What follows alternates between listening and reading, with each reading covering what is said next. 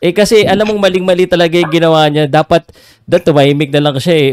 Ayaw mo nung panalo siya. Hindi, sinisira niya sarili niya para puting itlog, puting Diyos ko po. Powercast Sports. If you're new here, don't forget to subscribe and hit the notification bell. This content is presented by Arena Plus, Astig sa Sports.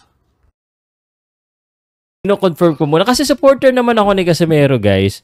You know that. But I'm gonna give them yung si Jason Casimero, supporter kayo? Si Jason, di ako supporter ni Jason.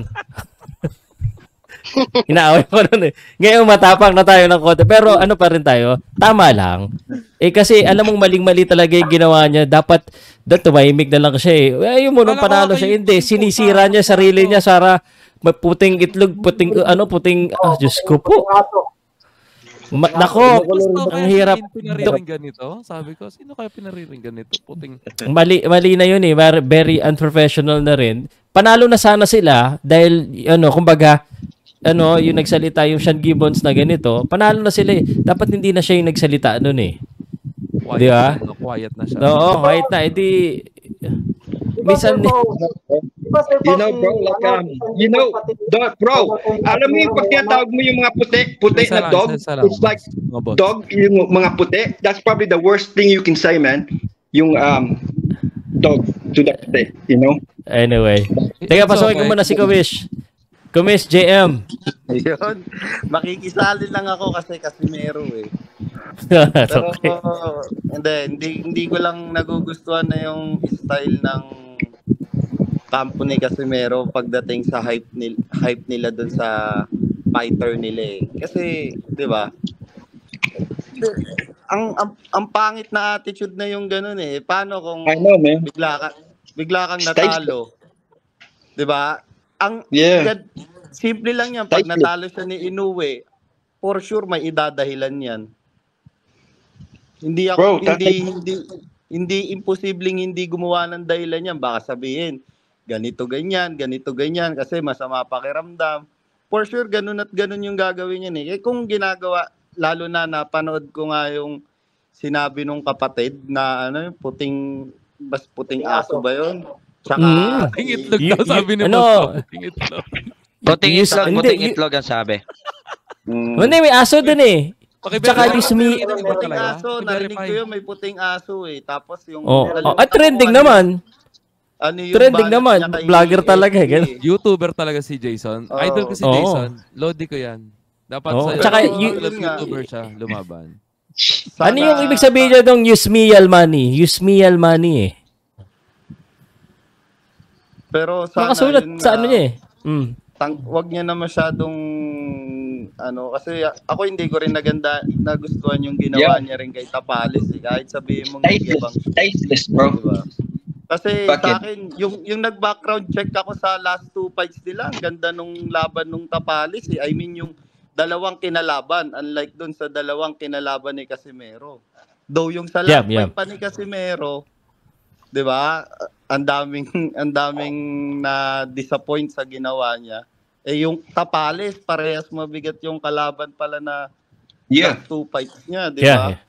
So, bro, yung sabi nila like in America, yung natalo niya yung last time yung si Akhmadaliev is like the general consensus yung pang-sparring, pag nag-sparring daw yun, he's probably the strongest in his weight division daw, like he's one of the strongest fighter yung Akhmadaliev, and kinahalin ni Tapales, you know what I mean? Di ba Boss Pao yung Akhmadaliev ay yung isa sa pwedeng makalaban ni Inoue ngayon? Posible. Nanalo, binugbog niya yung huling kalaban niya eh. Pero by the way guys, gusto ko lang pakita muna to ha. Ito yung sinasabi, yung post nila. Nag-viral eh. Napanood ko kanina. Ano ba ito ibig sabihin niya? White dog use meal money, mother, father. Smell niya yan eh. Smell. Smell. Mali lang ng spelling siguro. Hindi, akala ko pagkain. Di ba pagkain yun? Smell. Hindi. Smell money. Okay. Nakaamoy ng pera. Parang ganun. Mali lang siguro yung spelling. alam naman natin na si Floyd nga tsaka yung tatay niya, 'di ba, hindi naging okay for in the past. For a I while. think yun din yung kailangan, 'di ba? For a long time. Yeah. 'Di ba? So kailangan siguro ma-realize din ni John Rail na yung kapatid niya is not doing any good to make people like him more. 'Di ba? Hindi nakakatulong sa career eh. Oo, Yan wala. ang sinasabi ko. Parang natatarnish pa. Ang masakit kasi doon, no, YouTube title, pangalan niya, pero ang nag-manage talaga, kapatid niya. Diba? Totoo. Pero makikita natin si Casimero na siya talaga yung nagko-content. Kadalasan, pinipicture ng kapatid niya he's telling his side of the story, hindi si Casimero mismo. Totoo.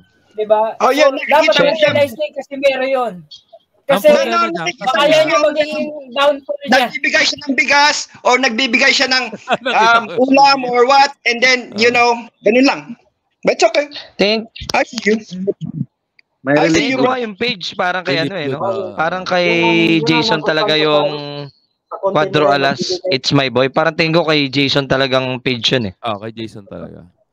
And I think it's a good, I think for me, I think it's good kasi pinag-uusapan natin siya. Maganda eh. Kasi kaya si John Rail, I think, okay yan, sige, let's go.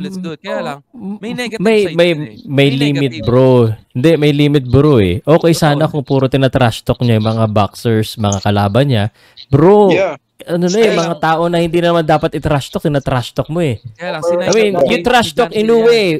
Sabihin mo na duwag siya, turtle siya, pero pati mga manager. Kahit na. Kahit na inalaw. Alam kong inalaw, pero dapat din niya inalaw kasi sa halip na nakatulong na hype, medyo masisira siya. May mga bagay na hindi mo dapat, may mga parang, mag-negative ang effect, kumbaga. I mean, I'm a marketing guy. Alam ko kung hanggang saan yung limit ko dito. Kung gaano ko aasarin yung Casimero.